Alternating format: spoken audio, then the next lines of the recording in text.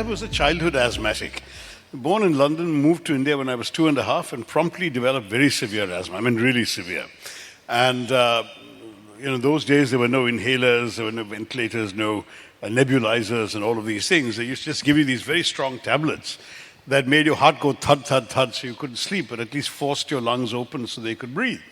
And I would be literally sitting up, unable to go out and play with my friends or play cricket, which is my passion, or whatever, a lot of the time. And what could I do? I would read. And I was the eldest child in my family, so there were no elder brothers and sisters. There was books I could borrow. And when I exhausted the books available to me, I read books of my parents I couldn't fully understand, but that helped me with my vocabulary and so on. And when I ran out of that, I would take the fattest books they had and play book cricket with them. And when I ran out of that, what could I do? If I couldn't read, I would write. So from a very young age, I wrote my first story when I was 6 years old. Now, I was blessed with a father who decided to encourage this rather than dismiss it. And so he would get my stories typed up by his secretary in an idle moment. So I could share them with my friends and show them around and so on. And I began to take this seriously. And so then I kept writing.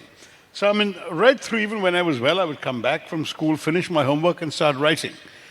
Or when I was unwell, this is what I would do. So I kept writing, and Dad was enterprising enough to send these stories out for publication.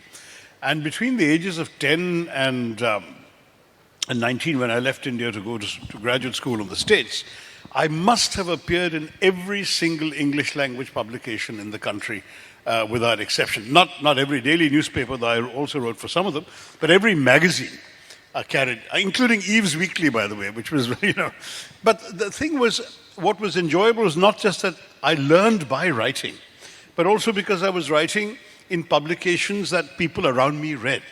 So if I would write things, and I would, as a teenager, one would write irresponsible things as well, I would be getting feedback from people I could meet every day, including friends of my parents or my own classmates or their parents or whatever.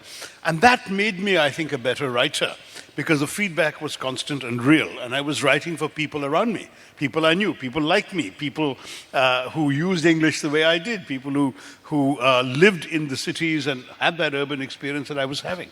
So it was really, for me, a growing up thing, the acquisition of a skill, the sharpening of a talent, and yes, an escape from asthma.